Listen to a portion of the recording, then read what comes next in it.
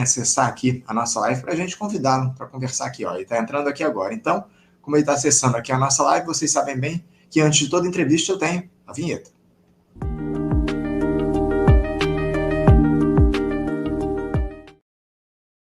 Eu saúdo aqui do outro lado da tela o jornalista e editor da revista Ópera, Pedro Marim. Pedro Marim, bom dia.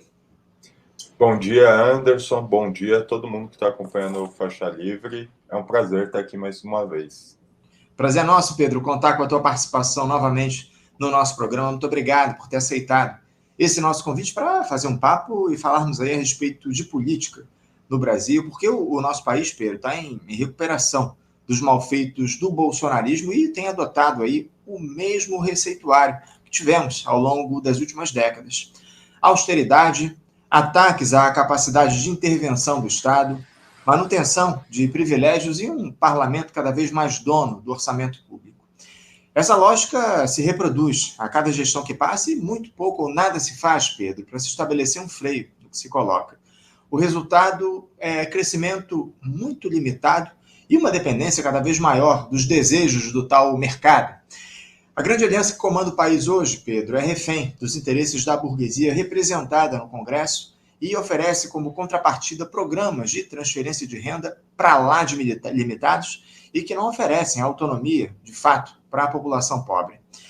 Pedro, a administração Lula, ela tem se colocado como de reconstrução nacional, conforme ela se propôs? Como é que você avalia até aqui esse pouco mais de um ano de gestão petista? Olha, Anderson, existe uma área em específico que eu acho que essa tarefa bem limitada, que já é um objetivo limitado, mas de reconstrução, que tem sido feita, que é a política externa. Quer dizer, considerando, se você comparar o que foi o governo Bolsonaro em termos de política externa com o que é o governo Lula, aí você de fato vê uma mudança, digamos, não uma mudança radical, a mudança que eu, por exemplo, gostaria, mas se vê de fato uma mudança prática, uma mudança efetiva, uma mudança que traz resultados, né? Agora, do ponto de vista econômico, a política econômica que está sendo tocada por esse governo, talvez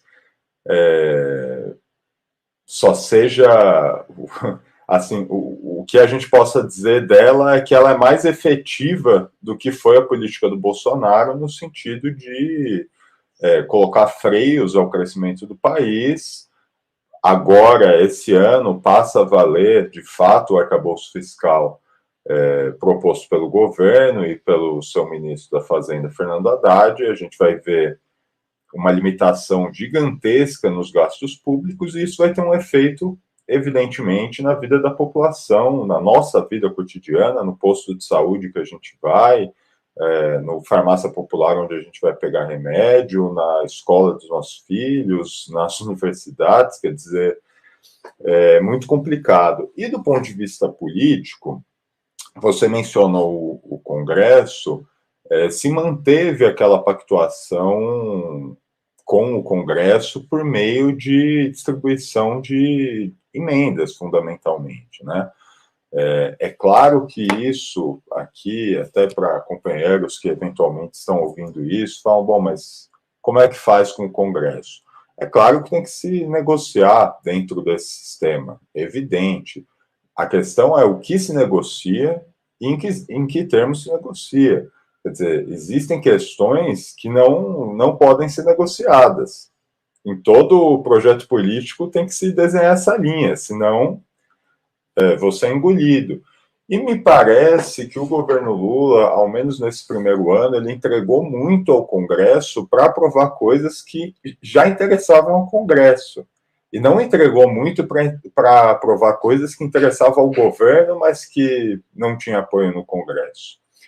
Esse é um fator. Agora, o fator que realmente me preocupa mais, porque era, embora eu não tivesse muitas esperanças, mas era de fato o que eu achava assim que deveria ser o objetivo primário do governo, que se o governo cumprisse uma boa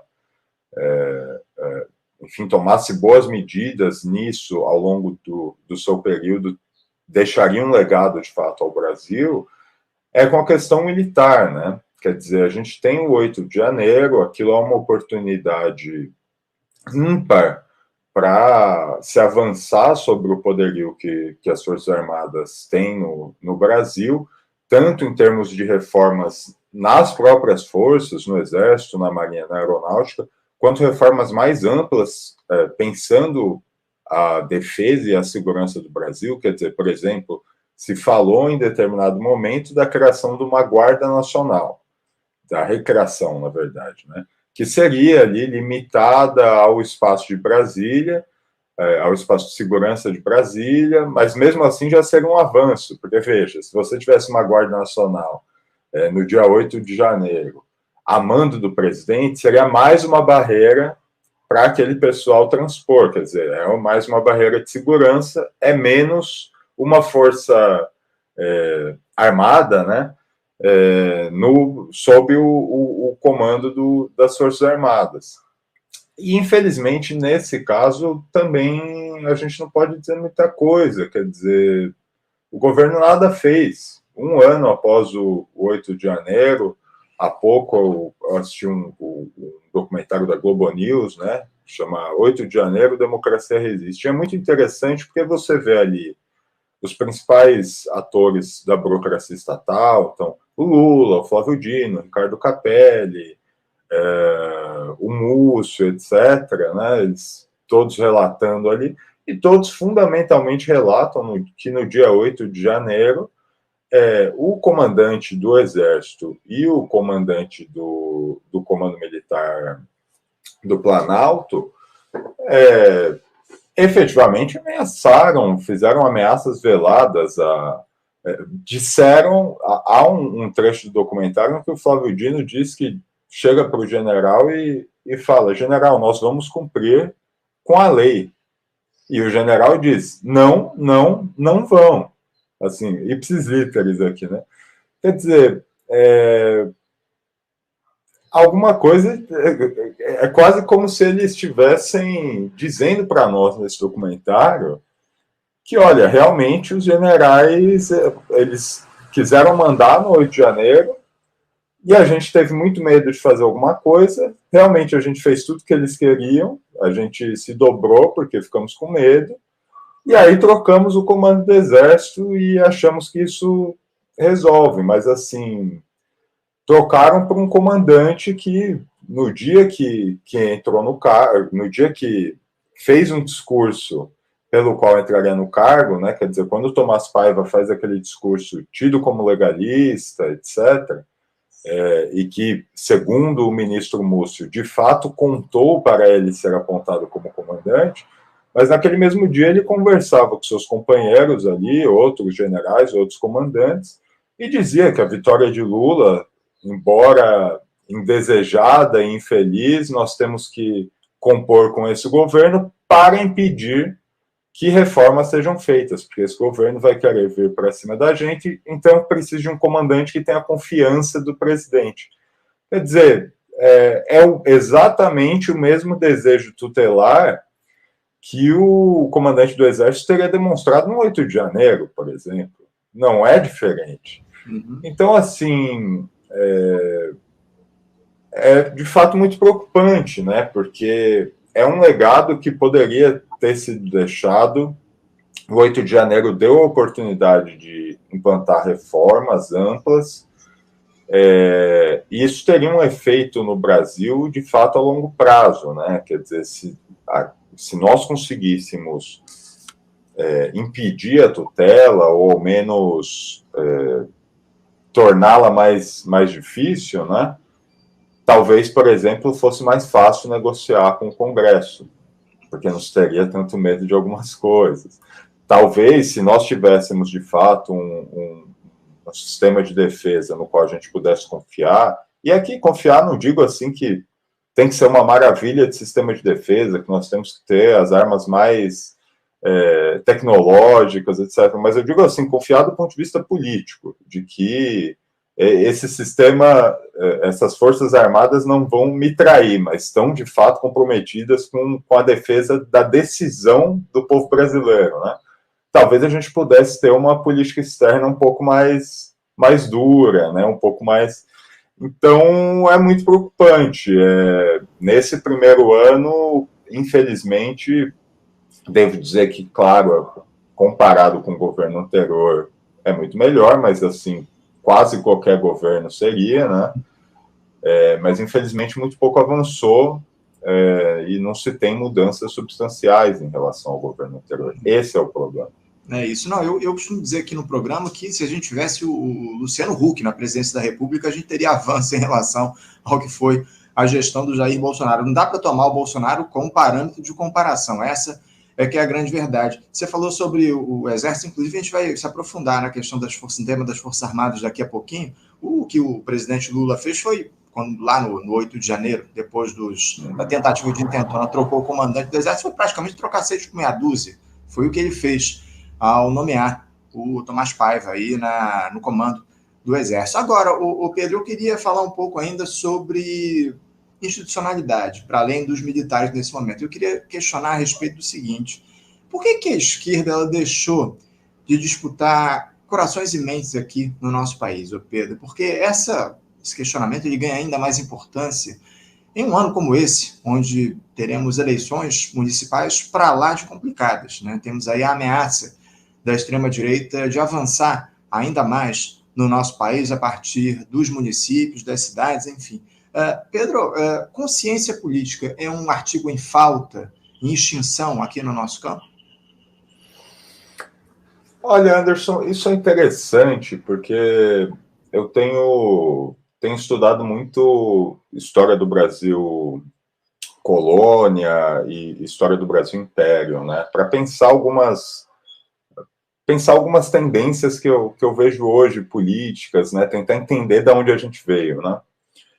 E eu acho que uma marca muito grande do nosso país, uma marca muito evidente do nosso país ao longo de todo o período, é que nós tivemos uma dificuldade de juntar massas, participação política e participação política nacional. Quer dizer, quando se tinha participação política, era uma participação política muito regionalizada, ou uma participação política que não era composta por massa. Então, se a gente pensar, por exemplo, as grandes revoltas do século XIX, a gente vai ver que elas são muito regionalizadas, mesmo que sejam revoltas de massa.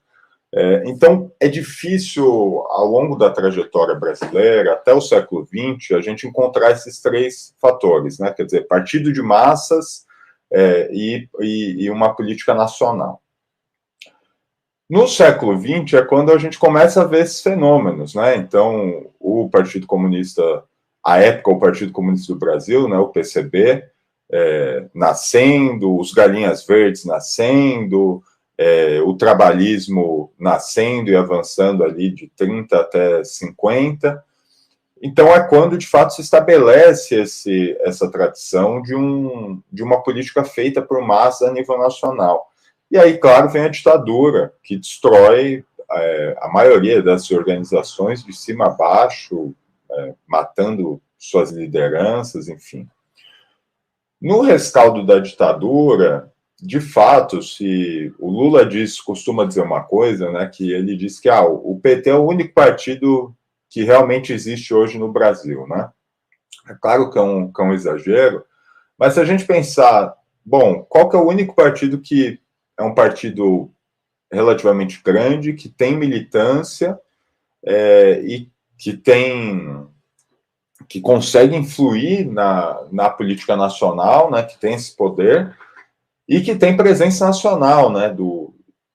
Se a gente pensar, por exemplo, entre os partidos institucionais, realmente o PT é o único partido de verdade, né? Porque se pensar, por exemplo, o PSDB sempre foi um amontoado da pequena burguesia e de parte da burguesia mineira e paulista. Se você pensar, o PSB sempre foi um partido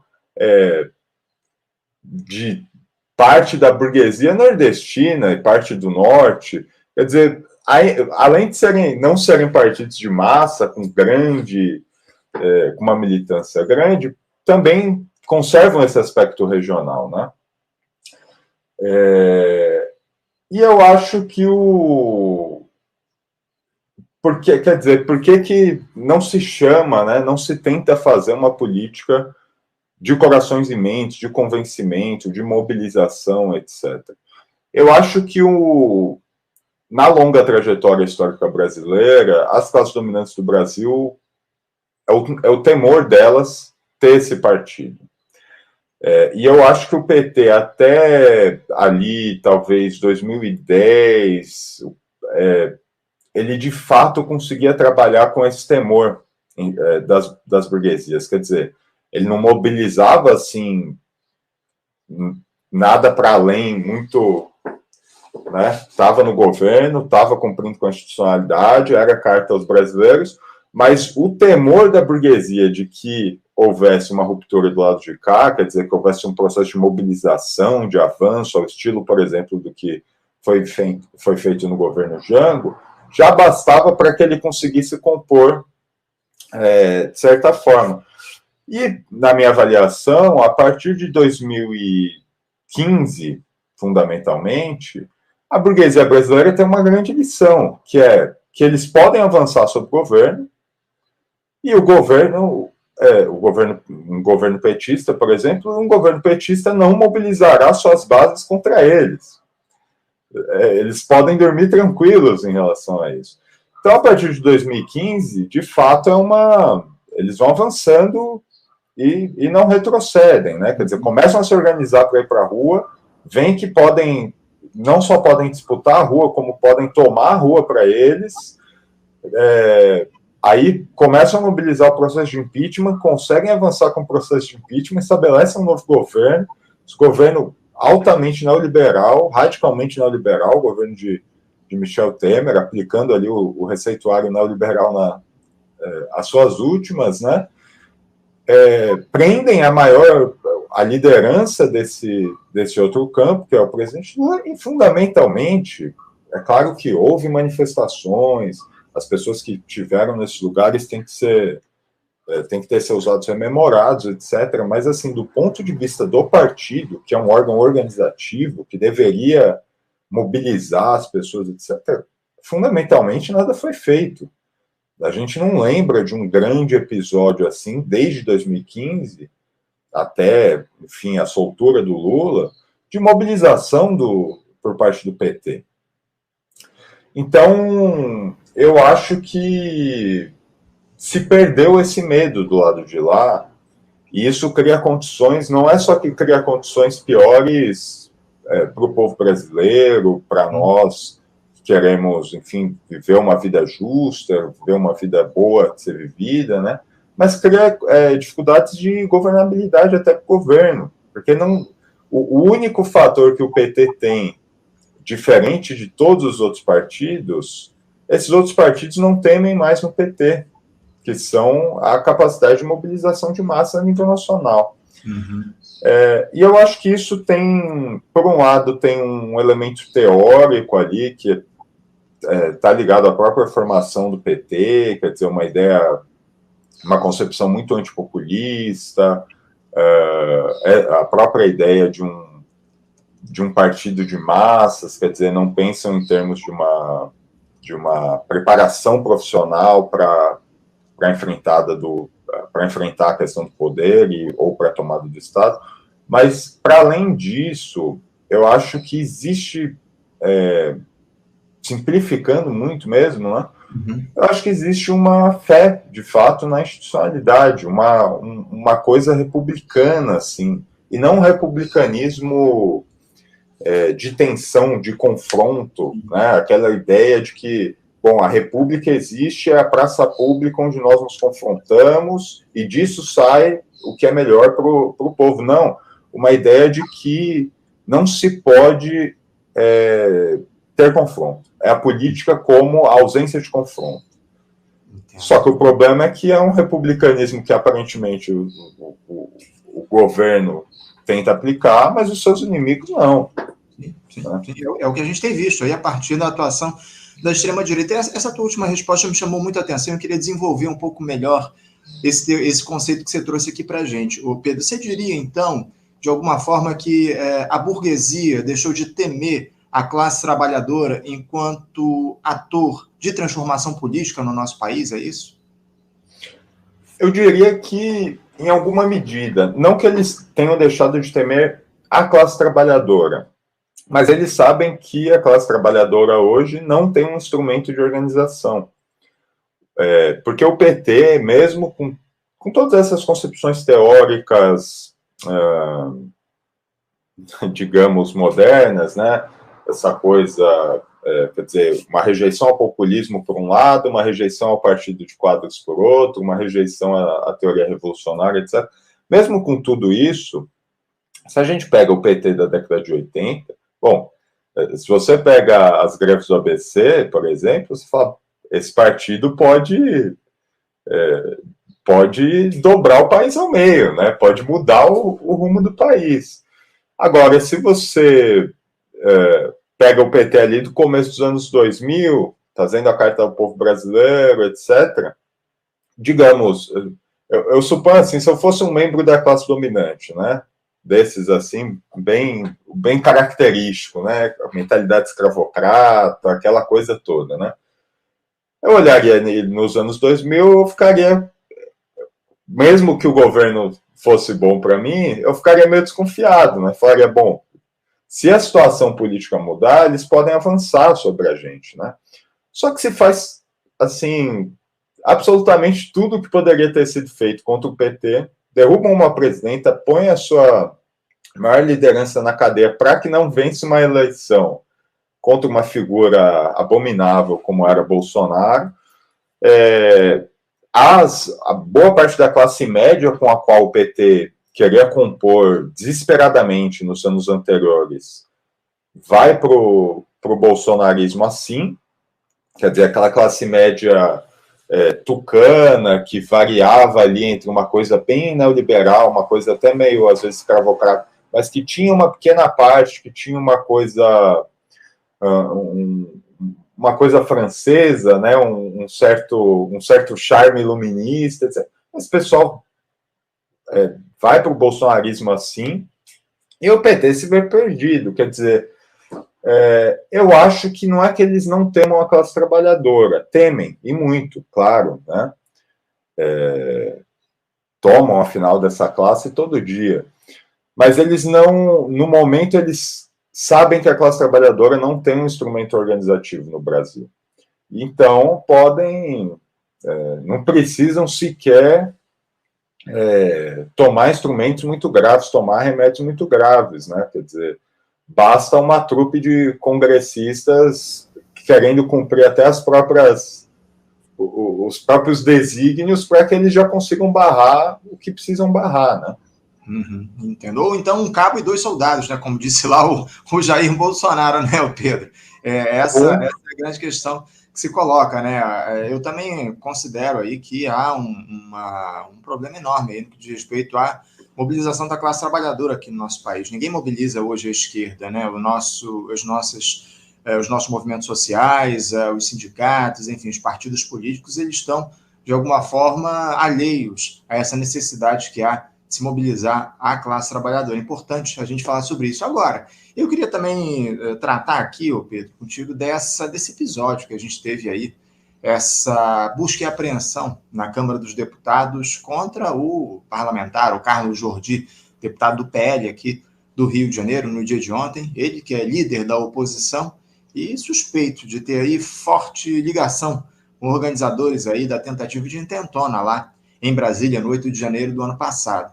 A Polícia Federal teve o aval do ministro do Supremo Tribunal Federal, Alexandre de Moraes, para empreender mais uma fase da Operação Lesa Pátria, autorizada também pela Procuradoria-Geral da República, a PGR.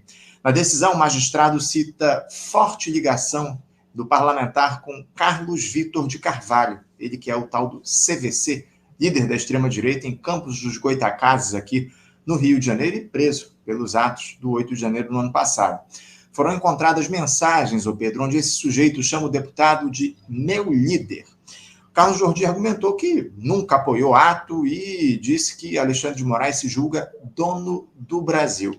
Pedro, eu queria uma avaliação tua para essa operação aí contra o deputado Carlos Jordi, e se você acha que o judiciário tem passado dos limites aí nesses últimos tempos, como diz o parlamentar bolsonarista. Como é que você vê a atuação do judiciário, em especial depois do 8 de janeiro? Fala um pouquinho também sobre essa operação de ontem, por favor. Certo. Anderson, assim, a operação em relação ao Carlos Jordi me parece justa, né? Quer dizer, alguém que efetivamente estava envolvido com os atos golpistas ali, enfim, a gente vai ver até que ponto estava envolvido nisso, né? E alguém que efetivamente faz parte da estrutura do Estado, né? Quer dizer, isso é uma coisa importante.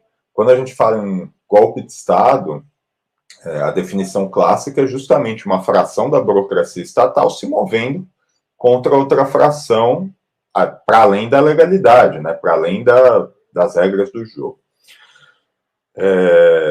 Só que o que me preocupa nesse tipo de coisa é que se chega em figuras como o Carlos Jordi, mas aparentemente não se chega em figuras que, digamos, que usam farda, né? Não se chega aos generais. Embora, e aí é importante a gente rememorar, o 8 de janeiro, ele é antecedido, primeiro por aquelas tentativas de ocupação de rodovias, né? Quer dizer, tem-se o resultado da eleição e imediatamente a extrema-direita se mobiliza, ao contrário do que fazemos nós, né? Se tem o resultado das eleições, o nosso campo fica em casa, feliz, graças a Deus, né? Deu tudo certo, agora resolveu-se tudo, etc. Eles vão para a rua, param rodovias, né? Eu lembro em São Paulo, no dia das eleições, depois do resultado, pararam a rodovia que dava acesso ao aeroporto de Guarulhos. Não é pouca coisa, né? Enfim, fazem isso, aí tem-se ali uma semana e meia de absoluta, quer dizer, as autoridades fundamentalmente não fazendo nada para desobstruir essas vias, enquanto quando é o movimento popular que faz isso, para reivindicar uma casa, reivindicar um terreno, é bala nas primeiras 3 horas, né? Mas isso passa, etc., não fazemos nada. De qualquer forma, eventualmente, as autoridades se mobilizam, tiram as pessoas vão para os quartéis. Em novembro, o comando das 3 forças, quer dizer, o comando da Marinha, o comando da Aeronáutica e o comando do Exército, assinam uma nota fundamentalmente dizendo que, olha, tirar as pessoas, mandar que as pessoas saiam de frente dos quartéis seria um crime, né? Que um outro poder, porque os militares supõem-se um poder, né? Que um outro poder queira tirar as pessoas do quartel seria um crime tal qual seria, por exemplo, pregar um golpe em frente ao quartel. Fundamentalmente, esse é o conteúdo daquela carta. Quer dizer, fazem uma ameaça às outras instituições em defesa daqueles acampamentos. Então, veja, não dá para pensar o 8 de janeiro, mesmo, eu não estou dizendo que só porque o batalhão da Guarda Presidencial não se mobilizou no dia 8 de janeiro, porque o comandante do Comando Militar do Planalto aparentemente era um golpista, assim, autodeclarado, né? Não é só por conta disso, é porque efetivamente os militares estavam defendendo a manutenção desses acampamentos golpistas desde novembro. E não era, eu chamo atenção para isso, não foi o comandante do Exército, o comandante da Marinha e o comandante das Forças Armadas em notas separadas, uma nota conjunta, quer dizer, não falavam ali cada uma das forças, falava a classe militar conjuntamente, porque isso é importante, se a gente lembrar, por exemplo, o manifesto dos generais, o manifesto dos coronéis, e para a década de 50, existe um peso especial quando as 3 forças se posicionam conjuntamente, não separadamente sobre um mesmo termo. Então, assim, bom, muito bem, né? Carlos Jordi está sendo investigado, mas não é a minha maior preocupação, sinceramente, né? Quer dizer, eu que me preocupo tanto com o tema do golpismo, às vezes até demais, né? Sinceramente, não era a minha maior preocupação. Agora, quanto ao papel do STF, eu acho que existe uma questão importante, uma diferenciação importante. Uma coisa são esses processos que dizem respeito enfim, ao 8 de janeiro, à questão das fake news, etc. Esses processos, me parece, de fato, cabem ao STF, caberiam ao STF, ao menos em alguma medida, e por se tratarem de temas excepcionais, né, de fato demandam ali, não uma excepcionalidade de poder, mas uma excepcionalidade de forma, né? Então, as decisões têm que ser mais rápidas, etc. E para depois serem confirmadas pelo conjunto do Supremo, esse tipo de coisa. Isso é uma coisa. Aí eu não vejo enfim, o Supremo se colocando fora do seu lugar de forma alguma. Me parece correto. Agora, onde eu vejo, de fato, um problema de crise de concepção, de crise de aqui cabe cada poder, são em outras discussões que dizem respeito ou ao Poder Executivo ou ao Poder Legislativo e que acabam parando no Supremo, às vezes, inclusive porque, por exemplo, no caso do Poder Legislativo, o assunto não é tratado, não é pautado e deveria ser pautado, e acabam caindo no Supremo. O problema é, seja legítimo ou não, porque isso acaba caindo no Supremo, isso é grave, porque cria um problema, cria de fato uma disputa política dentro do sistema político. Isso é uma coisa que a gente tem observado desde 2016. Quer dizer, se a gente pensar no Legislativo, o Legislativo evidentemente está fora do seu lugar também. O Legislativo é um executor hoje. Poxa, o orçamento dos deputados esse ano é uma coisa escandalosa. Muitos deputados vão ter mais poder sendo deputados do que se fossem governadores de estado. Quando voltarem para suas bases eleitorais, o governador vai ter que ir lá conversar com o deputado. O que a gente vai fazer com o dinheiro que o senhor trouxe? Entende? Os prefeitos, meu Deus, poucos prefeitos no país não vão estar nessa situação de ter que chegar para os deputados enfim, da sua cidade, do seu estado e falar, olha, deputado, o senhor traz aí, por favor, orçamento, porque a cidade não tem, entende? Então, é uma situação muito... O sistema político no Brasil está completamente amorfo. E o executivo, bom, como ele vai recuperar o poder que lhe cabe? Me parece que não existe outra alternativa a não ser com mobilização. Quer dizer, tem que se ter uma combinação de um executivo que seja de um partido que consiga mobilizar, para começar, né, que tenha, de fato, massas, etc. E o executivo tem que ser utilizado para mobilizar e a mobilização tem que ser utilizada para sustentar o poder executivo. Quer dizer, isso eu não falo assim, Anderson, é evidente, eu não estou aqui pregando que o Lula seja um revolucionário, eu não vou esperar isso do Lula. Mas o que eu acho é que tem temas-chave que não se pode resolver por trás dos panos, porque por trás dos panos a gente se prejudica. Então, militares não pode ser negociado nos bastidores, tem que ser negociado à vista de todos, com mobilização, etc. Política econômica, se você vai conceder em algumas medidas, mas você não pode conceder em absolutamente tudo, você não pode aplicar o programa do seu inimigo, porque senão você vai sentir os efeitos que o seu inimigo quer. Né? Uhum. O programa que foi eleito nas urnas, acima de tudo, o Pedro, ele não tem sido aplicado a partir dessa gestão que está colocada. Né? Os brasileiros elegeram o presidente Lula com esperanças de mudanças significativas, mas não é o que a gente tem tido ao longo desses últimos tempos. Você citou a questão militar, eu ia trazer, inclusive, aqui esse tema para a gente discutir mais uma vez, né? Falando aí sobre o 8 de janeiro, né? Porque a justiça está chegando lá a quem promoveu os ataques do 8 de janeiro, aos organizadores, mas os militares tiveram um papel de protagonismo naquele momento, seguem aí quase que intocados. Parece que há aí no governo, o Pedro, o entendimento de que o ministro da Defesa, o Zé Múcio, é um dos que podem, inclusive, entrar numa próxima reforma ministerial. Ele não gosta lá de tanto prestígio na atual gestão, pelo menos é o que se diz. Ontem o ministro, inclusive, andou defendendo as Forças Armadas depois de saber que o coronel Mauro Cid, em delação, teria dito que o Jair Bolsonaro falou sobre golpe com os militares.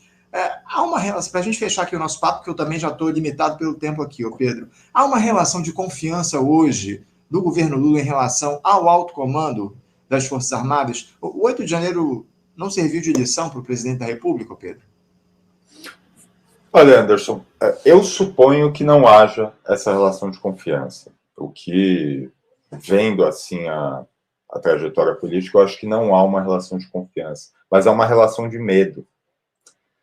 Então, por exemplo, o Múcio, nesse documentário, por exemplo, o Múcio diz, a jornalista pergunta para ele num determinado trecho, né?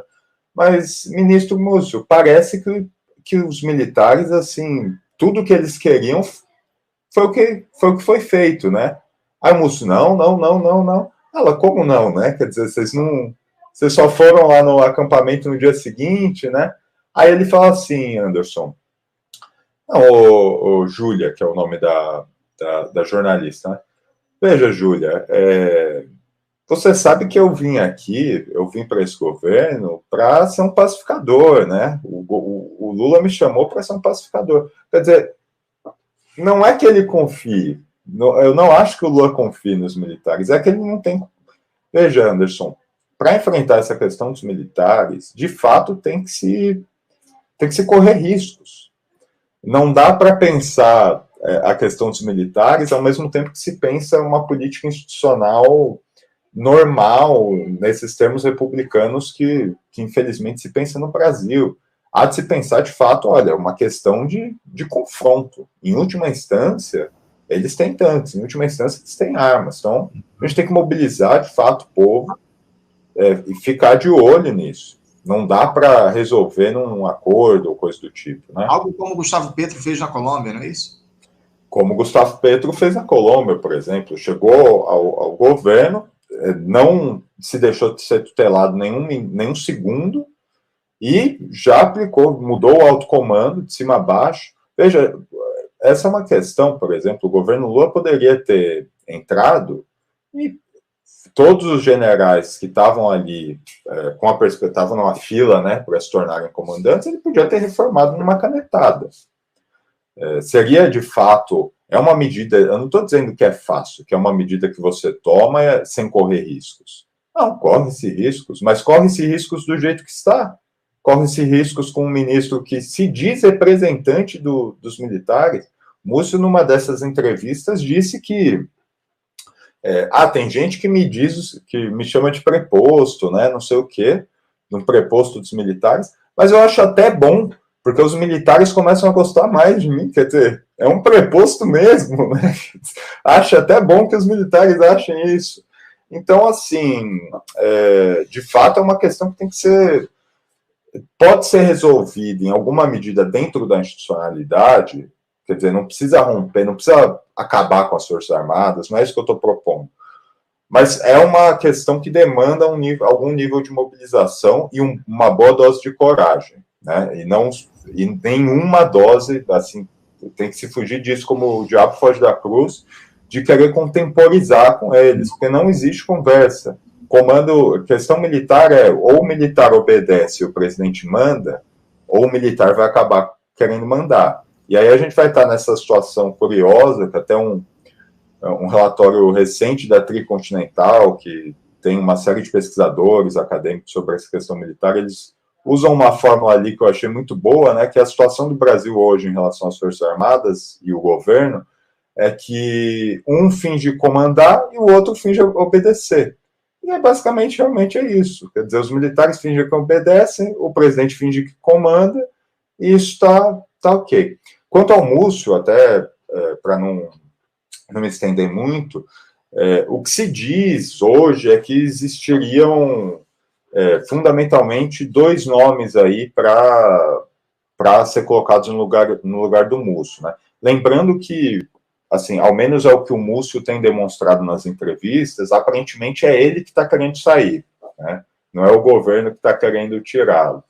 E esses dois nomes, eu acho um pouco menos provável, que é o Aldo Rebelo, e acho improvável, porque realmente não é é um nome terrível, assim, é alguém que está muito ligado ao discurso militar, até a ideologia militar.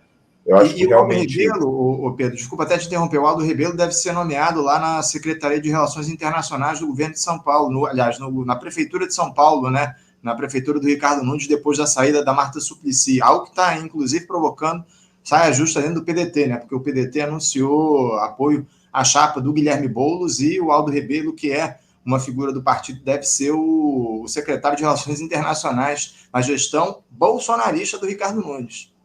Exatamente. Então, se fala nesse nome, que, enfim, esse é outro fator pelo qual torna improvável, né? E se fala em colocar o Alckmin como ministro da Defesa, quer dizer, ele ficaria ali com a vice-presidência e com o Ministério da Defesa. Um pouco repetindo a fórmula do governo, do final do governo Lula 1 e do governo Lula, acho que começo do governo Lula 2, né, do vice ser ministro da Defesa, né. E nesse caso eu acho muito ruim também, porque, de novo, veja só, Anderson, o atual comandante do Exército, o Tomás Paiva, ele vem de São Paulo, se criou em São Paulo, é do interior paulista e tem uma longa trajetória de relações com o PSDB. Primeiro com o FHC, se eu não estou enganado, ele foi ali ajudante de ordens, e com o Alckmin ele tem uma boa relação porque ele era comandante militar aqui da região sudeste, quando o Alckmin estava, de fato, no governo do Estado. E eles têm uma relação muito boa, muito próxima, etc. Quer dizer, me parece que a proposta de colocar o Alckmin vai naquela medida de contemporização de novo. Agora com aspecto de... Veja, o Alckmin sequer é o vice do Lula, então, né? O empresário, me fugiu o nome dele, o Zé de Alencar? O Zé de Alencar. Entende? Eu diria que o Zé de Alencar era uma pessoa muito mais democrática, inclusive, do que o Alckmin.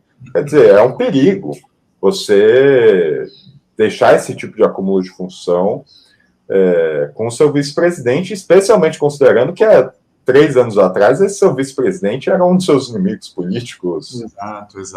Não, sem dúvida. Foi um dos estertores, apoiadores da Lava Jato, defendeu a prisão do Lula, enfim. O Alckmin é uma figura que dispensa comentários em relação à sua trajetória política. Pedro, eu estou de olho aqui no relógio, já ultrapassei muito o nosso tempo, preciso encerrar a nossa entrevista, mas é sempre um prazer, uma alegria te receber aqui no nosso programa. O papo sempre rende bastante aqui contigo. Muito obrigado pela tua participação, já aproveitando para te desejar aí um ótimo final de semana, deixando um forte abraço, Pedro. Anderson, eu que agradeço, sempre também é um prazer vir aqui conversar com você, conversar com seus espectadores, e um forte abraço para você também e para todos que estão assistindo. Valeu, Pedro. Obrigado. Um abraço. Até a próxima. Conversamos aqui com Pedro Marim. Pedro Marim, que é jornalista e editor-chefe da revista Ópera, falando um pouco aí sobre o cenário da política nacional, em especial sobre as Forças Armadas, né? O Pedro, que é um especialista nesse tema, enfim, aprofundando as relações da política com os militares do nosso país, enfim, muito bom a gente fazer esse papo com o Pedro. Bom, gente, eu estou aguardando aqui o nosso último convidado acessar a nossa live. Ele estava